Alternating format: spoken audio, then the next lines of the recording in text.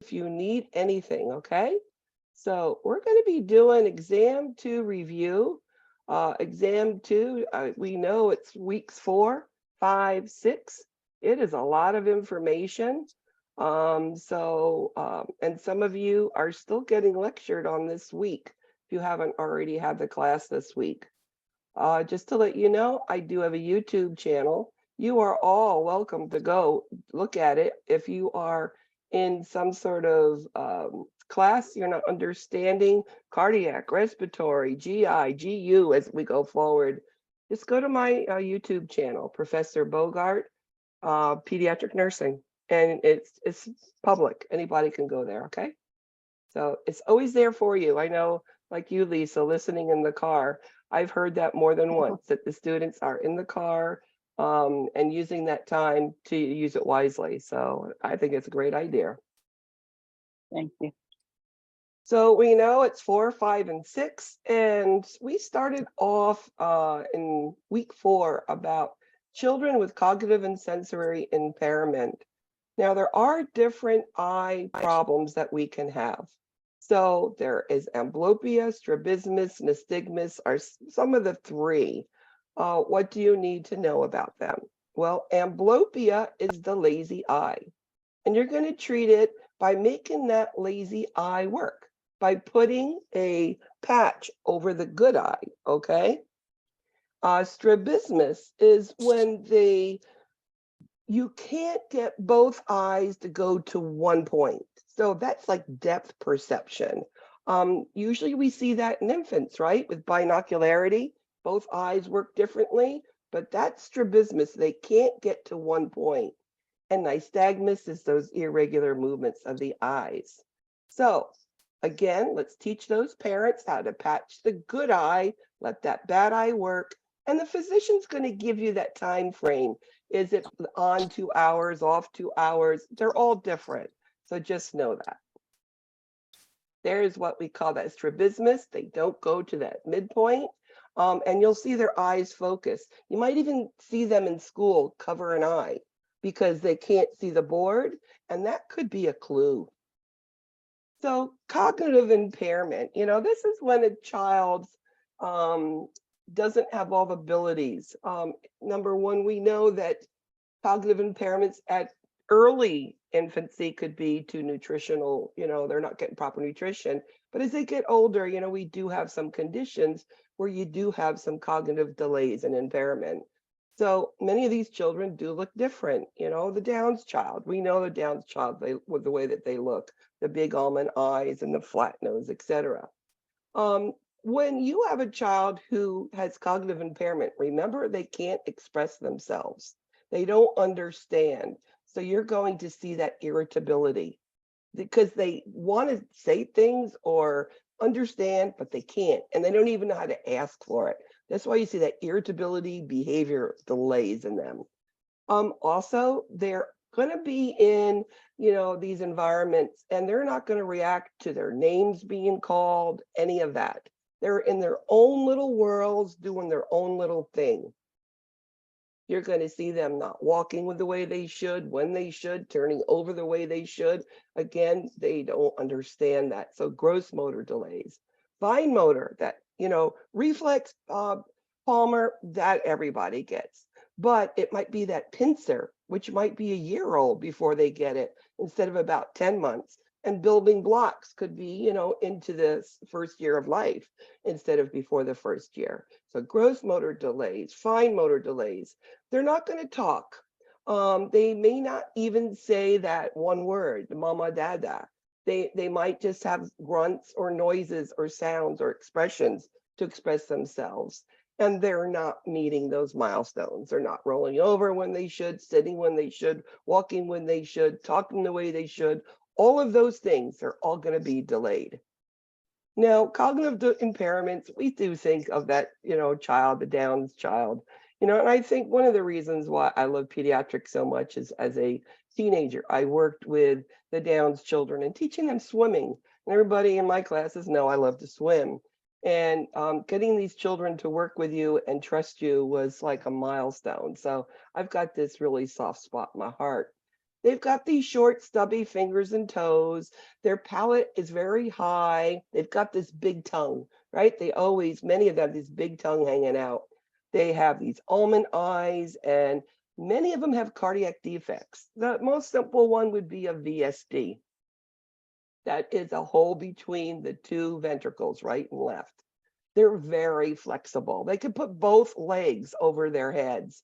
They also have a problem with their neck also being disjointed, so you have to be careful. They've got that palmar crease, right, in their hands and their feet, and you see that wide toe. You know, big toe will be here, and the other toes will be over to the side. And one of the big things that we don't think about with Downs is that little underdeveloped nose, and they're like flat, right?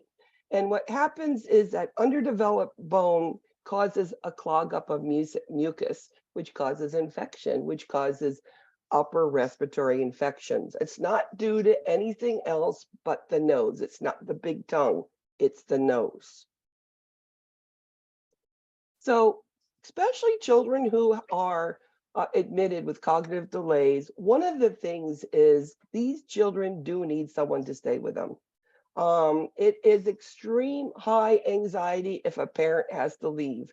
So we would request that a parent, caregiver, maybe an older brother, or sister that are 18, that could come, or the grandmother, grandfather, they need that stability. They need that comfort, especially cognitive delayed children.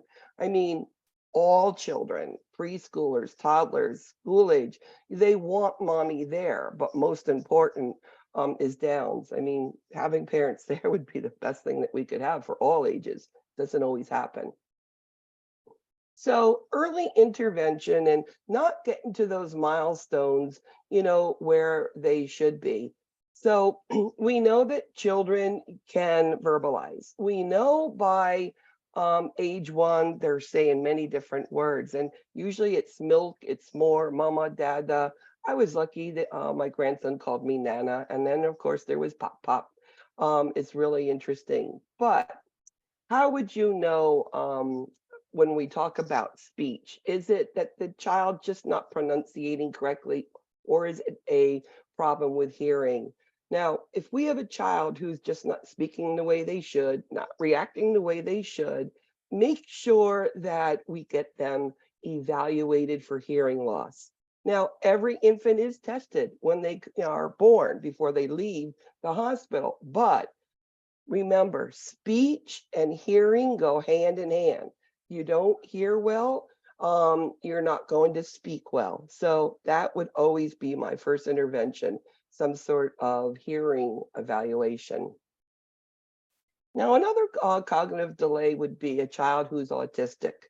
This is a child who don't like looking at you eye to eye. Again, these children aren't going to respond to their name, and they're not going to be imitating what you're doing or other children are doing. I mean, remember, autism's usually not diagnosed till about 2 years old, and it is mostly males. These children at 2 years old should be able to imitate things. Like you stick your tongue out at them. Children that are 2, most 2-year-olds will stick their tongue back out at you, right? Because they think it's fun. That's the imitation. These children know. They also have these unusual repetitive behaviors. I talk about this one child in clinicals when I was doing clinicals. He was actually a Downs autistic child, but he would sit in the corner and he would take a fire truck, put it on a chair. Then he would take another toy and put it on the fire truck. And then he might take a piece of something and put it on top of that. And then he'd take that piece off, he would take the other thing off, fire truck off, put it down, and repeat it, repeat it, repeat it. It's like he did the same thing over and over 10, 20 times, and that gives him comfort. So that's that unusual repetitive behaviors. They do have absolutely verbal and motor delays. They're going to walk later. They're going to turn over later. They're not going to be speaking as well as another child. These children want to be left alone. They don't like loud noises. They don't like, people around them. They don't like lights. They don't like you to touch them. And this is something that I have seen with early intervention, we can decrease these sort of aversions to those different things, the textures, the noises, the touch, etc. Now, immunizations, we're saying, when do you give immunizations? When don't you? Remember, immunizations, if they're a live vaccine, should not be given to immunosuppressed children. Your family can, it's not a big deal, but immunosuppressed children could be someone with sickle cell, but it also could be a child who's on steroids, because steroids render you immunosuppressed. And I tell you that information because I know MedSurg is going to have that question for you about live vaccines. So how do you educate these parents about vaccines? We know that there are all these disease preventable, the diseases are all preventable with immunizations, or we can decrease the when they're going to get them, or if they're going to get them. Now, remember, education is important. There has been these rumors that have gone around about causing autism and immunizations. There's still people, parents that due to religious reasons, personal reasons, do not want to get their children immunized. Remember that once you have a child who's not immunized, they are put at risk the other children. And actually, I got a child in with a low grade fever, cough, is your child immunized? If they say no, I'm going to grab for a mask because we don't know what it is, right? Now, skincare. You don't think about skincare in children and long-term in the ICU. You think more of the elderly and turning into cubitus, right? Well, it's absolutely true with children too. And number one thing that prevents breakdown in skin, adults or children, is good nutrition. The other thing is if we have an older child and we need to pull them up in bed, we don't want to shear them and like rub them across the sheets. It's not that 1,000 count sheet, okay? And it is coarse and it can tear the skin. Poor nutrition, and it could tear the skin. So draw a sheet really good. Keep that skin really moist with a moisturizer, a cream. I used to always love to rub my children with baby lotion. Great smell, right? And then, of course, we're going to use something to keep them dry, because they're going to urinate. Not all children will be able to tell you that they need to urinate, so diapers, chucks, and make sure that we change it frequently. That's the one thing we'll change it, and they're going to go again right after you change them. But very important. Turning the child every 2 hours. I would prop them with blankets, pillows, toys, all different things. Sometimes I'd even prop their ET tubes with little toys, and they could look at their toy if they could look, or maybe I'm assuming they could. But I like it that way. Children do get foot drop. They do get their muscles atrophied, making sure we keep them moving. And children do, the cubituses can get them. So again, make sure that we do rub them and turn them so that we prevent that. So when we're talking about care of children in hospitalizations, we need to, number one, say that this kid is scared. He's in an environment he doesn't know, going to stress him. He doesn't know what's going on. So make sure they get comfortable. I mean, the program that I developed, Huggies, is all about help us give great injections efficiently and safely. Huggies, H period, U period, right? It's an acronym. And it's all about parents or caregiver holding their children for injections. But why not for everything else, right? It gives them comfort. Where is a child want to be? In the lab. So, number one, you always get on the developmental level of the child. Get that child comfortable, and then you're able to do a lot more than you ever think you could because that child is not with stress. So one of the things that we can do during hospitalizations, especially if it's longer term or it's going to be repeated hospitalization, is doing activities that let them express themselves. Children don't know how to verbalize how they're feeling. Many of them don't know that they doing something different because they don't understand what's going on yet, or they don't know the words to express it. So in expressive activities, let them, release their tension with all sorts of toys, right? Now, dramatic play is when they are doing a play with themselves, maybe with dolls, etc. But it's telling you what makes them frightened, whether it's a needle, whether it's holding them, maybe a blood pressure. But dramatic play is really good so that we can stop or redo or rethink the way we do things so kids don't get scared. And then, of course, a creative expression tells us how they felt. They just had surgery. Make me a picture about your experience. And they will tell you those areas where either you say you liked it or you didn't like. 2 pictures sometimes, right? Now, one of the things that children we forget about, and it's been documented all over, that children have been under medicated for pain forever. We don't think they have pain, even newborns. Well, they do. Well, number one, make sure that we go in. Let's say we have to do something with the child. Let's say we're doing morning care, we're getting them out of bed, we need to make the bed, right? Walk them to the bathroom. Don't try to get a child up that just had, let's say, abdominal surgery and appendectomy. Don't try to get them up unless they've had something for pain. If they've had something for pain, give them something, wait a little bit, go back in, reposition. They can cough, they can deep breathe, use the incentive spirometry. And then the other thing is distraction techniques. I mean, distraction could be coloring, watching TV, listening to music. I mean, music is great on newborns, believe it or not. And then, iPads, whatever you have. And children will do more if they're properly medicated. Now, in between the morphines and the whatnots, we can also give just Tylenol or ibuprofen, right? We don't forget those things because they do work, those in between things. And infants, I said they do have pain. They could be teething by 6 months old, right? And it is uncomfortable. What about that earache? Your number one priority is the pain of that earache. You need to take care of that before you can even treat the infection. But remember, Tylenol is only the first 6 months, nothing else.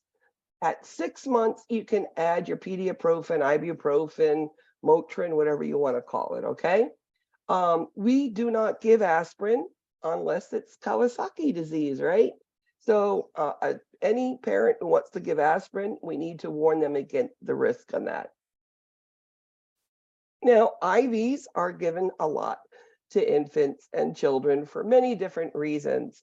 There is always checklists on your in your computers now on the assessment of IVs, and it's hourly checks on them, checking for swelling, redness, pain, streaks, blood. Now, what if you see an arm is getting swollen or you see leaking? Number one, turn it off, right? And then, of course, if we elevate it, how about a nice warm pack, hospital approved warm pack on it? And of course, tell the doctor, that, it is swollen, that do we need to reinsert it? And then if we do, we need to reinsert it somewhere else. Gastrostomy tubes are on many children as an alternative to eating. There are syndromes that they cannot swallow, little tiny little jaws, the George syndrome, Pierre-Robin syndrome, just to name some to let you know, that will require to have a G-tube. Normal care is soap and water once in the morning or once a night when you do your bath time. Leave it alone, don't touch it, and then make sure it's secured to the abdomen when we're not using it. I like the ones that have that little one you can just disconnect and it's just left with a little button there. Remember, there's the ones that look like Foley catheters that come out. Those are the ones we have to make sure that they're secure. Now, oxygen. Remember, infants, normal O2 at 92 is okay. So having an O2 sat of 90 is not anything that requires, more than just a little oxy hood or nasal cannula, okay? Now, when we're talking infants, now infants don't like things on their face. They don't like things in their nose. They're going to take their fingers, stick it up and pull it off. And you take these things to their skin and you're going to rip the skin. So what is best tolerated and the most accurate is that oxyhood. It's clear. They can look around. They can put their fingers in there. They can suck a pacifier. So that's important. And this just shows you we can give 10 liters of oxygen. Now, that is a lot, of liters we're given. I mean, you really blow up their stomachs at that point. But 1 liter is just about 24%. We use like a quarter a liter on some of these children. It's all they need. Now, infants are very apt to get infections, right? If we have a young infant that's coming in with a fever, we need to rule out the source of the fever. They don't have an immune system, right? They're born with moms, but it's going away. And then we only start giving those immunizations 2, 4, 6 months. So you come in with a fever, we need an accurate urine specimen on these children, especially if we can smell it and say, I believe it's coming from the urine. So we don't bag an infant. We're going to do a catheterization. It is the most accurate, and then you're going to have a culture with a sensitivity, knowing that the antibiotic we put the child on, it's going to work the first time. We don't want to have to do it more than once. We could harm a kidney, right? Now, I have never in my career used lidocaine jelly. I have parents holding their hands. I tell them to blow in their face a little bit, and actually it's like they relax, and I push it in and it's out in 10 seconds. Again, it's getting those parents there, talking to them. That pacifier is great for pain, right? That's the best way to relieve anxiety and pain on a child. And let them know that, I mean, these poor daddies with their boys being catheterized, they're wincing in the corner like, ooh. And remember, they're worried about the child, especially the little girls being divergenized. We don't go into the vagina, so let them know that it's not doing that. Now, the younger child, less than 1, we don't always have to stick a needle into their anticube and get blood. We can just do a simple little heel stick. Now, we always do it on the side, and we always use the lancet made for infants. We don't want it to go so deep because there's that calcaneus bone and it could be infected, right? We need to use a hospital-approved heel warmer. It's going to dilate those vessels, right? It's going to bleed easier. Do not take something from a microwave. Do not use hot water on a washcloth. Only use a hospital-approved heel warmer. And we just put that foot down, and then I always sit below them and slowly squeeze out the blood. I mean, to do a complete chem profile and a CBC is only 1.2 mLs. It's not that much. Intake, output, what do I count? Well, intake is anything taken by mouth, anything taken in the IV, right? And if you have a child who's really, you have to watch them closely, we give medications and we flush IVs or flush Heplocks. That must be also counted. The output is anything that comes out of a child that we can measure. We can measure diapers, chucks, bed linens if we need to. I mean, that's being to the extreme. Usually it's just the diapers and maybe the chucks.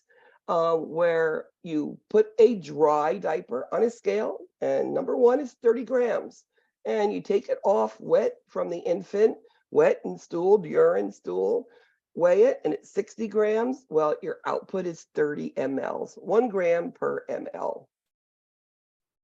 Giving medicines to an infant, a child, a young children, is how do we do it? So you need to get his little syringe, put it in the mouth, and put it on the side of their cheek, and put the medicine in. Now, a lot of these children won't swallow, or they'll be fighting you. If you tell the mother to take a big breath and blow in their face, it sort of scares them and they swallow the medicine and it works really well. Now, before we knew all about infection control, before COVID, I used to blow in their face. But no, today we don't do that anymore. The parent must do it and it works well. So just blow that puff of air and they do swallow and they'll get it down. Now, stress in the hospitalized child. So we know going into the hospital is pretty scary. So we know that one of the biggest stressors is, as I said earlier, is being separated from the parent. So allow that parents to stay with the child. We allow them to go in places where we never allowed them to go before.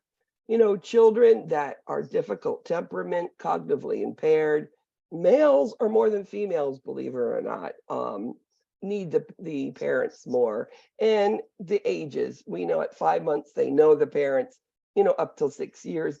Those are the ages we say it should be there, but we know all kids want their mom and dad there at this time. Now, regression. When you have a child that goes into the hospital, they are scared and they're stressed, right? What do children do when they're stressed? They put their thumb back in their mouth and start sucking it again, right? They regress. You'll see that with children who have a new brother or sister. They're stressed because they're not the center of the world anymore. And you'll see that regression too. We'll see the same thing when they go to the hospital.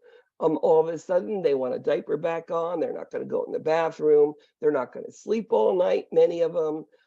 Many of them want you to sit there and play with them where they used to play all alone. These are all signs of regression in children hospitalized. Now, children who used to be able to deal with everything are going to go into these behaviors, especially if mom and dad aren't there. Okay, the biggest thing is they're gonna get scared, they're gonna cry, they're gonna have temper tantrums. They just want to know what's going on. They're stressed, they're scared. So again, getting on their developmental level, sitting with them, tell them what's going on, let them touch the equipment, using dolls, bears, whatever you have to do. This will help.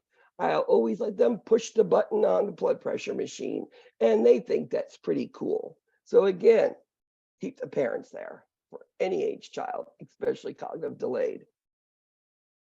Now, hospitalized children want to have the routine like home. So if they know that they're going to have breakfast, lunch, dinner, same times, that they're going to go to bed, bath time, all of those things the same, they do a lot better. So maintaining a routine is also going to help with stress, and especially the child who maybe does have other conditions that, you know, have frequent hospitalizations. They want those routines.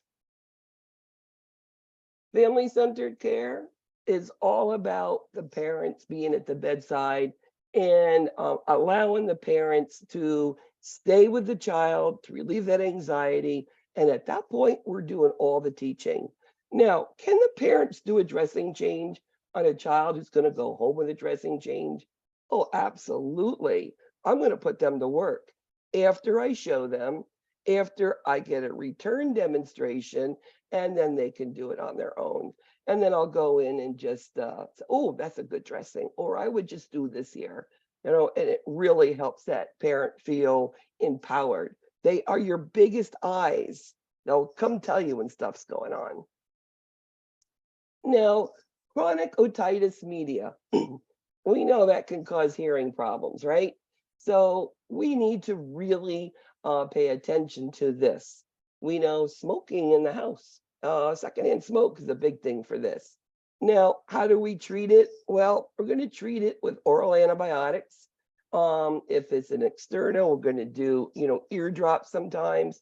Our biggest thing with ear infections is medicate them for pain. Those kids come in holding their ear and they're screaming and crying and whimpering. You're not going to even be able to look at that ear. So give them something. I always used ibuprofen. That was mine. It's not in the book, just me. give them ibuprofen. I think it's a little of anti-inflammatory. And it really, that medicine really tasted good too. So give them something for pain and then we can treat them. Now, bronchitis. Bronchitis is an upper respiratory, it is the inflammation of the upper airways, the trachea and the bronchi. Most of the time it is a virus. Sometimes older children, it is some sort of bacterial thing. What do you see with bronchitis? Well, bronchitis is that cough, and it's dry, non-productive, and it gets worse at night. And it's like, I just want that poor child to sleep, and they're coughing and coughing and coughing. So usually we'll just treat them symptomatically. Sometimes they'll put them on the steroids, antibiotics if it continues, usually if they have a fever, but they may not, and cough medicine. So a cough medicine for this child, but bronchitis, non-productive, dry hacking cough, worse at night. Now, croup. Croup is an inspiratory stridor. So think of this, upper airway, all up here gets swollen. So it swells that area around your larynx. And what happens is air can't get in. So it's inspiratory stridor. Asthma's the other way around. So what do you hear? Well, you can get air, hard to get air in, but it comes out of this swollen area and there. It's all irritated. So they bark like a seal. It is the most distinctive cough that you will ever hear. Usually it's a virus. So this child will be giving a steroid, maybe some aerosols, maybe not, but usually just steroids, and that does help. So inspiratory stridor. Now, asthma. Asthma is expiratory wheezing. This is lower. The upper airway's clean, it's open, so air gets in easy. But when it gets down into the lungs, into the bronchioles, it gets stuck. So it's this expiratory wheezing, okay? So that's the difference between croup and asthma. So asthma, we know that there are aerosols, that we give that are rescue, your albuterol, Proventil, whatever your name is. And remember, there's that little spacer that we do use. One of the things that I have seen is children have these little MDI or meter dose inhalers, but they don't use it correctly. So there's, we keep using it and the kid gets worse and worse. Well, show me how you give it to your child. And you might have to use a spacer where that little mask, you put it in the end, give that little 1 or 2 puffs, whatever it is, and they inhale a couple times. And then all of a sudden they're breathing better. I'm like, well, it's because the child wasn't getting it in. I mean, it's hard to walk, chew gum, right? So same thing, breathe in and push down the same time. It's too hard. So what do you see? Again, non-productive cough. And then it's that expiratory wheezing. And you're not sick. This is not a virus type thing. It's an antigen triggered the lungs and they get all swollen and upset. And now it's the cough. So it is not a virus. It is not a bacteria. So we just have to get rid of that inflammation. Now, cystic fibrosis is something that a child is born with. Autosomal recessive trait is from both parents. It's just like sickle cell. So each child has it. You're going with have that gene or that trait, like sickle cell. 25% of those children will have cystic fibrosis. One of the ways that we learn cystic fibrosis, if we weren't expecting it, was they're constipated or meconium ileus at birth. Usually a child will have a stool within what? Hours usually, or at birth, but you can go up to 2 days, and that will be one thing they check for. Now, how do we check for cystic fibrosis? Well, I can tell you, you could lick the child, it will taste salty, but nobody should lick the child, right? So we do something called a sweat chloride test. What does it measure? The sweat has salt in it, right? So these children will be low in salt. They're losing it like crazy. Now, what is cystic fibrosis? It's two components. The lungs get clogged and full of mucus. So they're on intense chest physiotherapy. Get that stuff moving, get it out, right?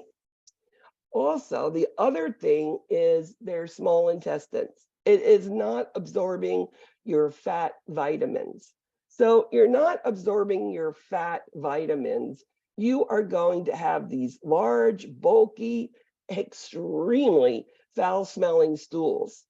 And of course, those vitamin levels will be really, really low. And because fat is high in calories, we're going to see a weight loss. And we know that because of the lungs, the wheezing, dyspnea, and dry cough. Many of the hospitalizations are due to respiratory infection. They'll even put antibiotics in aerosols for inhalation on these children. So like I said, CF, they're losing salt. So put salt in their diet. This one you're not going to hold that from, okay? You're going to add the vitamins as a supplement, and we're going to be doing all of those chest physical therapy, saline, bronchodilators, exercise for these children is very important. You know, actually, I would tell any parent with cystic fibrosis, one of their children, swimming is great because you hold your breath, go underneath, right? Isn't that exercising lungs? And children love that, so it's fun. Now, how do we treat this small intestines and this lack of being able to get nutrition? Well, it's one of your case studies. It talks about giving pancreatase enzymes. You should be given it immediately before meals and snacks. I say 30 minutes here, but that means right before. Now, if there have those enteric beads, you should never crush them, okay? Remember, anything enteric coated, you don't, whether it's cystic fibrosis medicine or anything. If you have those capsules and those beads, you can open it and put it on the food. Not a problem. Just making sure that they eat the food, right? And then there is this powder form. The thing with the powdered form, we need to make sure they rinse their mouth because it can damage the mucosal in your gums in your mouth, all right? And the one thing we forget as healthcare professionals is as these children all of a sudden grow and gain weight and get taller, to increase the amount of enzymes.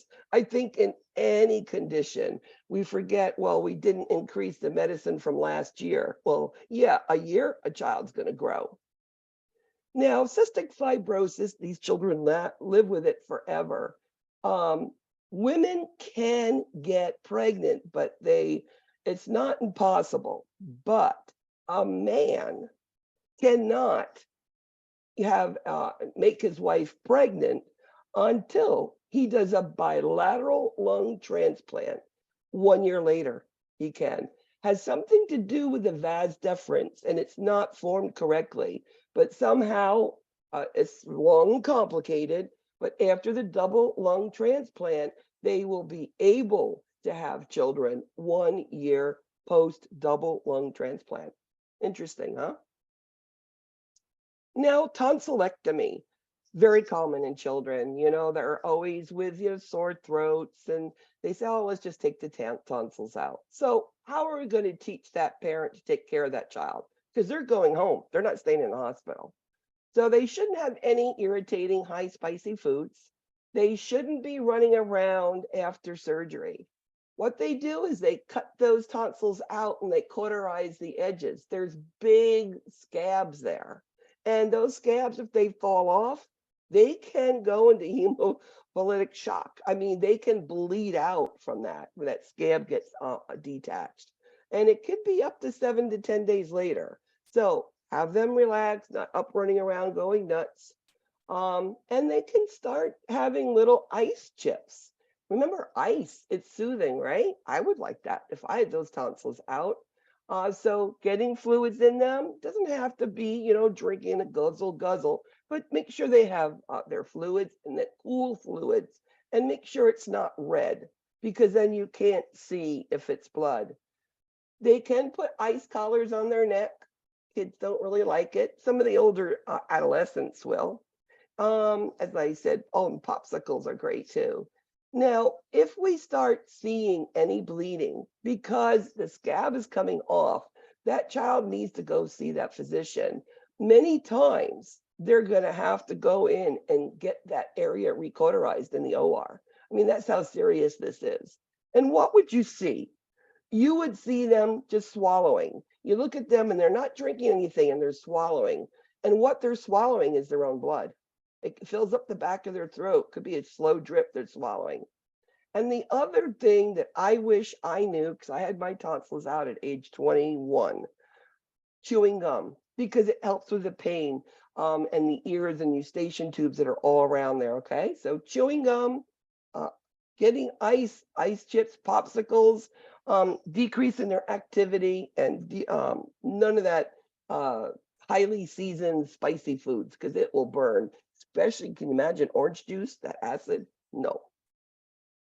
Now, some children get that nose that is so full of mucus and they can't breathe. They're at night and their mouth is wide open or taking a nap, right? Their mouth and tongue gets dry. I mean, we all know what that is. Well, remember those nose sprays, those Afrin, 4-way, ephedrine, whatever the doctor prescribes. Never more than 3 days, because it goes into what we call rebound congestion, which is you will feel worse after 3 days if you use it continuously than before you started, because it just gets more swollen. So just use it sparingly. I did asthma already, but okay. Treatment for asthma. We use the albuterol for rescue, like I said, and then we can use those corticosteroids, which is used as an aerosol in the morning and at night. In children, we use something called Pulmicort. We can do the MDIs and we can do the aerosols. We'd had that little discussion question about the peak flow. Those peak flows really tells you how a child's doing. So when the child's really good and healthy, we blow into it and we get a number. Do it 3 times and do the mean of those numbers. And every morning, this kid should use it and look at it. If the number starts to decrease, we know we need to start some type of preventative, give some albuterol, get those lungs open again. And then, of course, we use Singulair at bedtime, which is like a which is a Claritin for asthma, right? Now, Croup, as I said, this is your inspiratory stridor. This is your treatment now. So it is, we know it's barking. We are going to, always fluids in these children. Fluids help with any respiratory. And we're going to be giving steroids, as I said to them. The severe cases would be that epinephrine. Now, the thing about croup and that barking cough, it is not a bad thing to have, right? It's like, okay, it'll go away. Well, that swelling in the oropharyngeal area is going to swell so much that you're going to have the epiglottis completely cover the trachea. And guess what? Air doesn't go in. So not only have inspiratory stridor, you're having no air enter. And these children usually are in that tripod facing forward position. They have this muffled mouth. As they're talking, they're drooling, and they're just in severe respiratory distress. Remember, epiglottitis is a medical emergency, and you need to have a trach tray and an intubation tray at the bedside for the physician, because we might have to quick go in and give this child an airway. I mean, that's how serious this is. RSV, common cold for you and me, right? But an RSV for an infant is a lot of extra mucus. So you have children, infants, sucking, swallowing, and breathing are a big deal. Then put some nasal mucus in there. they have a hard time breathing. So RSV, you're going to see some respiratory distress, some retractions, maybe some nasal flaring, and that grunt sometimes at the end, which is severe respiratory distress. And they get a little bit of a fever. Now, the child who's doing the grunting, that child definitely is going to be admitted.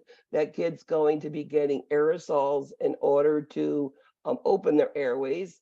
And we're going to be suctioning out some of that mucus that they can breathe. Now, what if the kid is an immunosuppressed child, cardiac child, premature child? We're going to be given something called this monthly immunization, and it's called Synagis or a pavizmobab, which is a biologic, and we give it monthly between spring to winter to early spring. And this will help them prevent from getting it. So it's pretty neat that we can stop that from happening. It's a common cold. And we call RSV or bronchiolitis. Those words are the same thing, okay? It's an inflammation of the bronchus. Mononucleosis. I mean, those of you who've had my class have heard the story about the child with mono.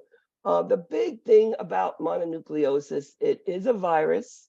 It starts with a sore throat and it continues and continues and nothing helps. Finally, they do a blood test and they get a positive mono spot test. These children have inflamed livers and inflamed spleens. They're like balloons ready to pop. These children, the biggest thing that we need to teach the parents is to protect their abdomens, no contact sports. And the one kid that I told my group about was on a trike in the middle of the Everglades, fell off and fell in his abdomen 1 week after he got the diagnosis of mononucleosis. And when he arrived to the hospital in the copter, he had already died. So mono can be very dangerous. So protect those abdomens, please. And we're going to treat it like a virus. Tylenol, Motrin, liquids, rest. All right, let's go into some cardiac stuff. I think it's all your favorite stuff, right?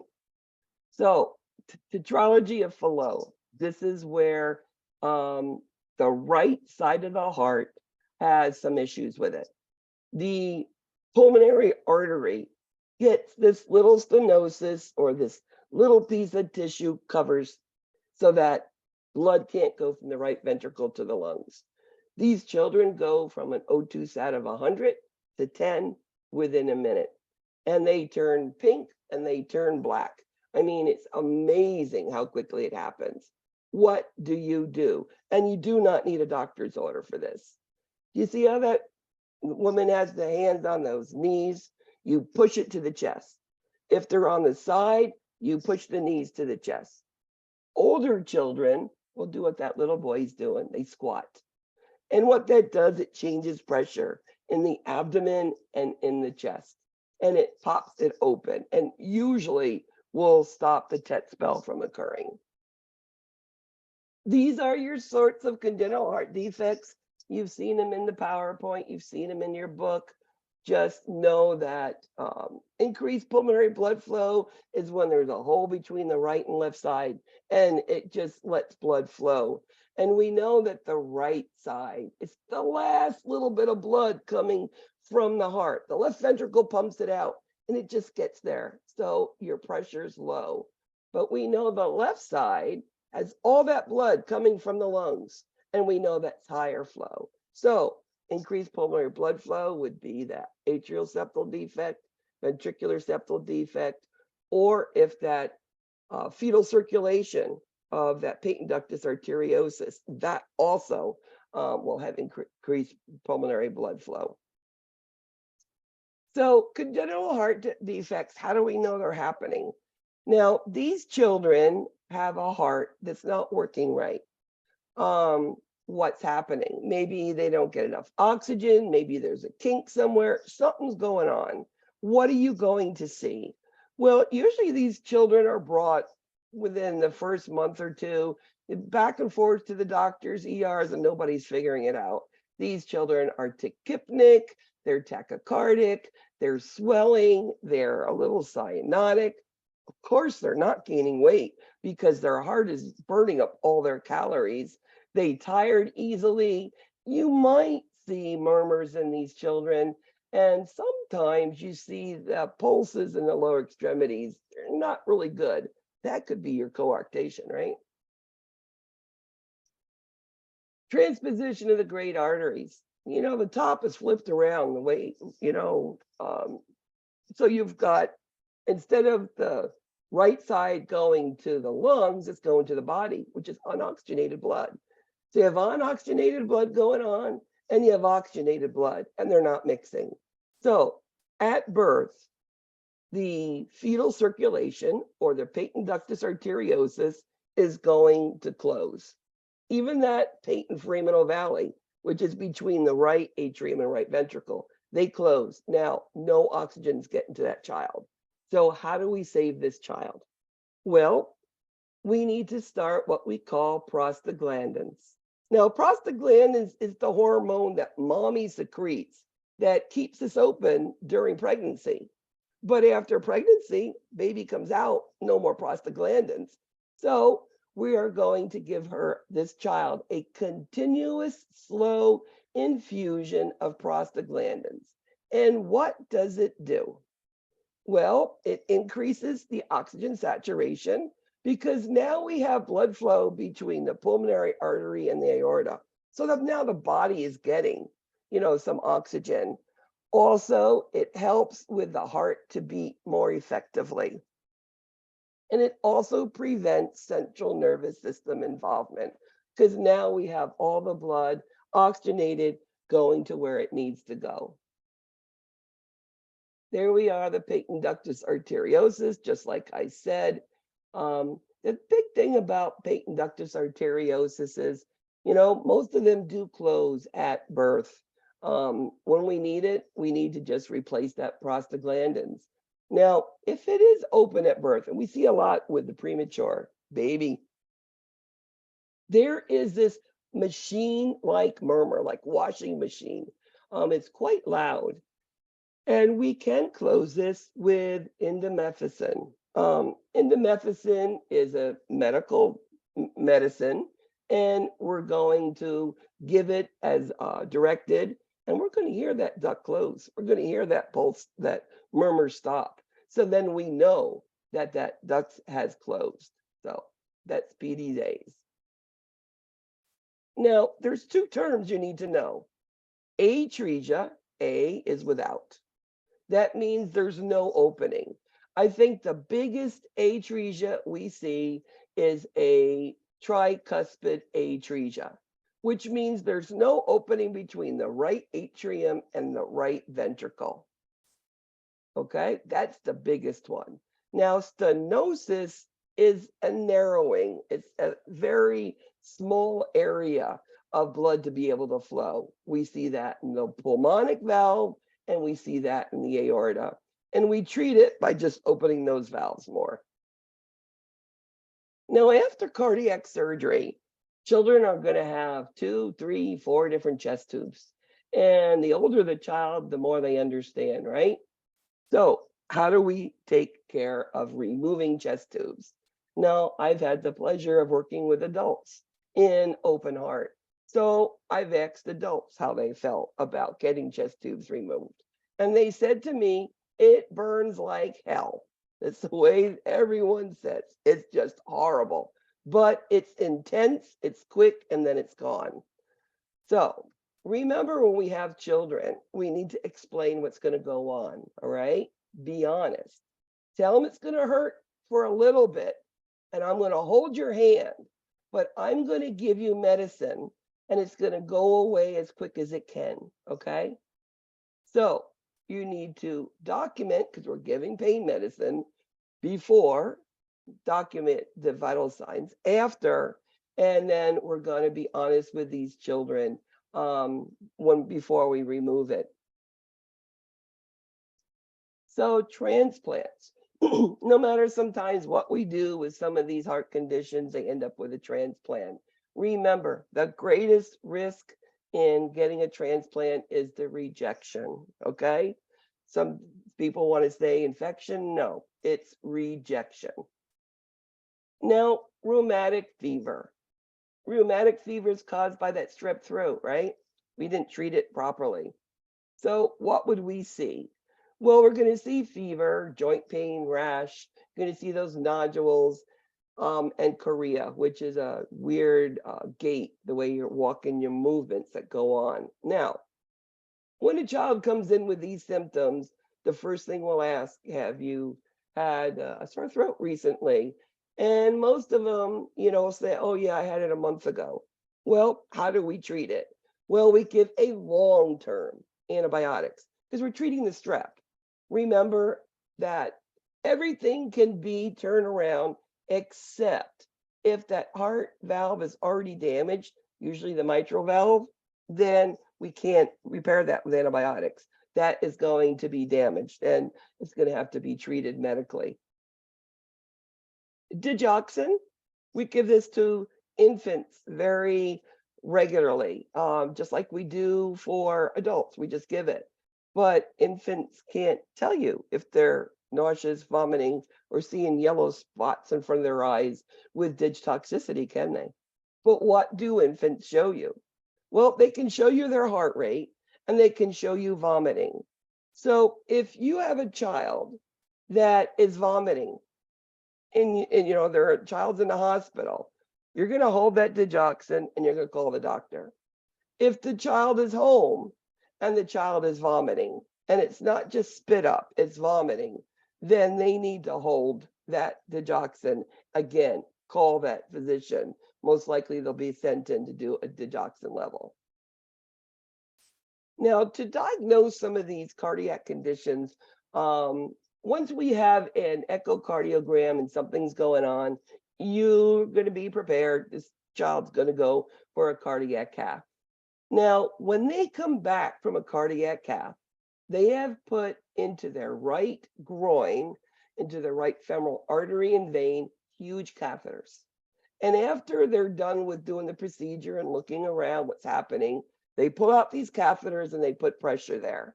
And they put a big pressure dressing. Older kids will get a sandbag on it, and they'll be bringing them back to the room for you.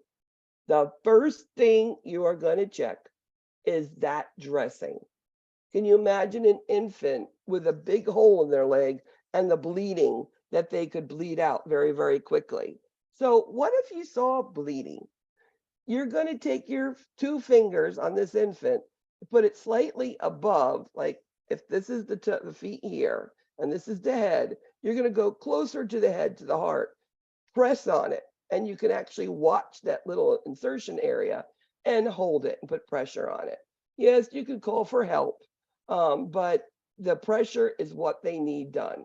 Now, post, let's say, all right, there is no bleeding, or there was, and now you can do the rest of your check. Check the pulses in the lower extremities. The left leg might, the right leg, because of these, the insertion of these catheters, might have a little less of a pulse, but that's absolutely normal. Keep that right extremity leg straight. Don't bend it. It could dislodge the clot. Older kids cannot get out of bed for 24 hours, and make sure you take vital signs. These children, you can elevate their head of the bed slowly, but they shouldn't be straight up to put pressure there on their groins where that catheters were inserted. They can drink or make sure that they get IV fluids. And we also need to look at a blood dextro, blood sugar, because sometimes they didn't get sugar in the cath lab, and now you have a young infant with blood sugars of 20, or it could be 300. So you need to know where you're starting at with your blood sugar for these children. All right, let's go into some of this week stuff now. ITP, idiopathic thrombocytopenia purpura. I want you to say that 3 times quickly. It's hard. Anyway, ITP, P is platelets. Platelets, what are platelets good for? They help stop bleeding, right? That's what platelets do. So what do you see with ITP? You see thrombocytopenia, you're going to see low platelets, and you're going to see some little signs of bleeding in these children. If you look at that purplish rash there on that child's leg, that is what you're seeing. Not maybe that intense, but you're going to see a little purple type of petechiae rash. You might see big bruising, but usually it's that. Another thing you might see is nosebleeds that might bring them in here with that. So it is the platelets. So we will suspect this if your platelet count is below 20,000. And these children, you must put them on bleeding precautions. They're admitted to the hospital, going to be treated, put them on bleeding precautions, as in no razors and shavers, no venipunctures. You're going to be watching them for bleeding, maybe the gums, soft toothbrushes, looking for their urine, stool, and you're going to be looking at their daily CBCs. Now, treatment, what do we do? Well, this is usually from your upper respiratory infection, and hopefully it'll be an acute stage. Over 1 year, it'll be chronic, but hopefully it's that acute, and we're going to give IVIG, an anti-D antibody. That's the treatment, okay? And sometimes corticosteroids. So that's the treatment, okay? HIV in children. I think when we talk HIV, a lot of times we think about the newborn infant, right? So it's trying to get the HIV under control even before the baby's born. Now, what sort of things do we see? Well, we're going to see Candida esophagitis. It's all in the mouth and whatnot, and we'll see that white tongue, right? And of course, we're going to give nystatin. One of the most common respiratory that we'll see is pneumocystic pneumonia, PCP pneumonia, tuberculosis. And then, you know, the GI, again, is Candida or integumentary sort of things. Now, what is the treatment? This baby is born to an HIV mother. Hopefully that mother has gotten some sort of antiretroviral treatment when she was pregnant, but if not, we want to improve that infant's immune function right now. Because remember, they're not born with much, especially if your mother's HIV. So giving antivirals through those for those children. Children born HIV positive can become negative. They can seroconvert if we treat them well, believe it or not.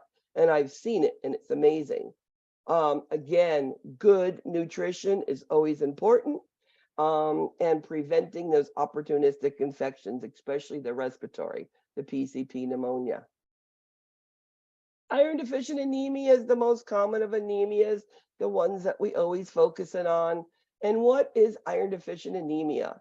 This has to do with a lack of nutrition. They're not getting the iron that they need, right? So either we increase the nutrition, increase the iron intake, or we can give something oral, iron supplements, or iron dextran, which is that Z-Track Deep IM. This will help the blood to make more, put more iron into the blood, the red blood cells, and the child is going to feel better. Now, iron deficient anemia children, they're going to be fatigued because their red blood cells lack the oxygen carrying capacity needed to nourish the body. So if you don't have red blood cells, hemoglobin is low, you don't have iron, you don't have oxygen, you don't have fuel, you're going to be tired. And that's all part of anemia. Sickle cell anemia, this is those sickle-shaped cells. And we're going to go into some crises on this and look at it. Remember, these they're born, and these cells are born in sickle shapes, and they are destroyed. So again, that's another one that the hemoglobin gets really low. Thalassemia, that's the major. There's 4 types, but we usually think Cooley's anemia and thalassemia.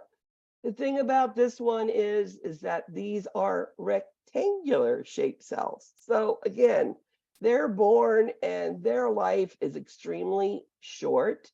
And think about these cells bursting in the blood system. So what's in red blood cells?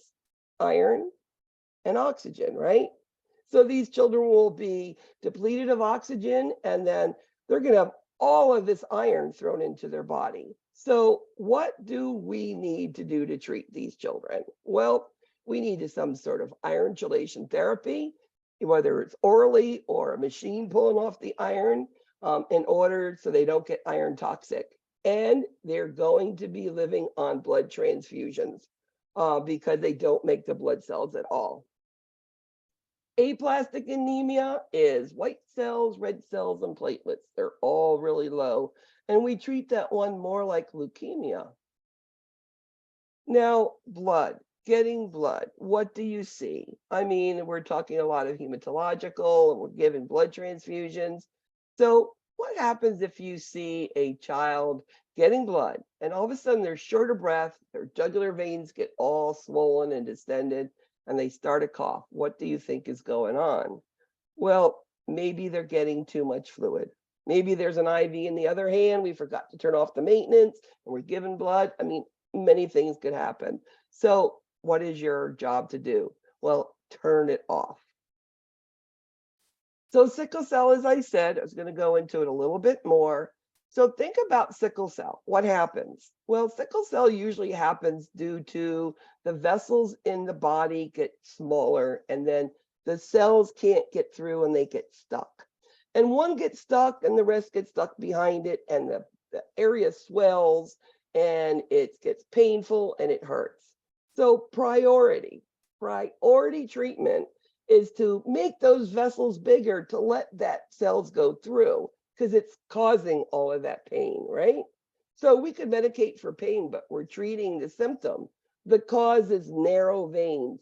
These children need blood, IV fluids, boluses of fluids, and they're going to be needing, of course, the pain medicine, but number one is the IV fluids.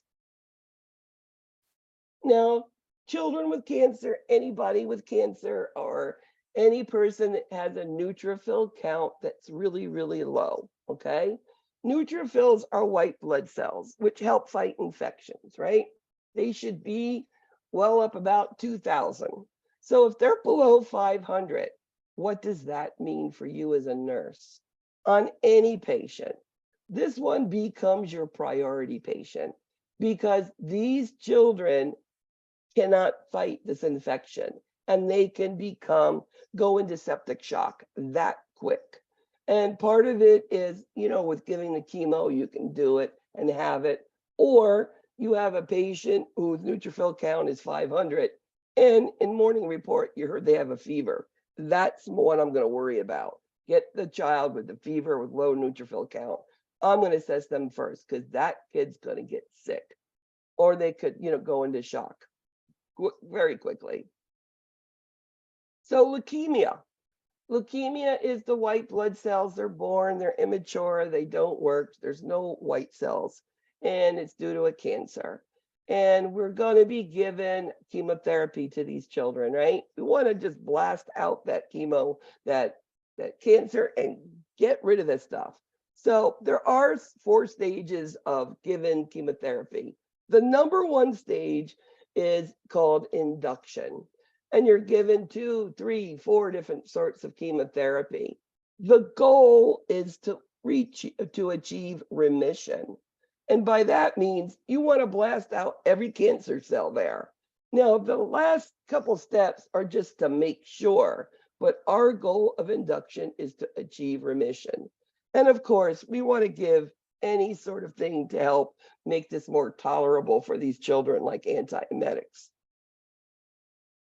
Osteosarcoma is a bone cancer. A lot of them are your adolescents, and it's usually in the femur bone, that long bone. You can't just take a piece of the bone out. You have to get the whole bone. So if you take the whole femur bone out, which means the whole leg comes off, which means you're left with a hip joint and there's nothing there, where are you going to put a prosthesis? You can't, right? So what they've started to do in the last several years is they take the lower leg and attach it to the hip area, right? And they actually turn it around like that picture there. I know it looks crazy, but just think, now they have a place to attach a prosthesis, right? So now they can be more mobile, and that's our goal. So our goal, everything that we want to do is to salvage that limb. On occasion, they still have to do amputation, but they want to salvage that limb for a prosthesis. Professor Bogart, I have a Yes. question. Sure. Why do they turn it around when they place it on the hip? It's better for, they turn it around. There's more areas to keep that child more balanced, and that's why they do it. Okay, I know it looks crazy. I agree. Totally agree with you there. okay. Thank you. No, you're welcome. So leukemia, the last thing was sometimes they need a bone marrow transplant, right? And this could be a cure for them. There are two types, and this is how I tell my students to remember. Autologous automatically means I automatically want my own, right? I want mine because I know what it is. Automatically, autologous is mine. I want mine. Allogenic is everybody or all the others.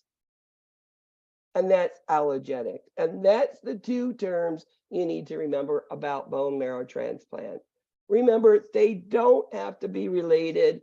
They don't have to be the same blood types. It's just autologous, mine, or all, everybody else. Brain tumors, we know it's the most common of solid brain tumors. Remember the thing about brain tumors, what you're going to see is a progression of symptoms. So you have something growing in the brain, taking up space. It's going to start with headaches and then vomiting, and it's going to get more headaches and more vomiting. That's suggestive of a brain tumor. Many times they'll put them on radiation therapy, and those little purple little marks they could put somewhere on the head, make sure they never wash them off.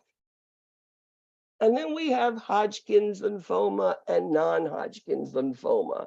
And how do we know the difference of them? Well, Hodgkin's is shoulders up and you can see it. You can see big neck glands. And you're like, doesn't that hurt? And like, no, look, it doesn't at all. It doesn't hurt. Painless nose, okay? Non-Hodgkin's is more diffuse. You don't see it.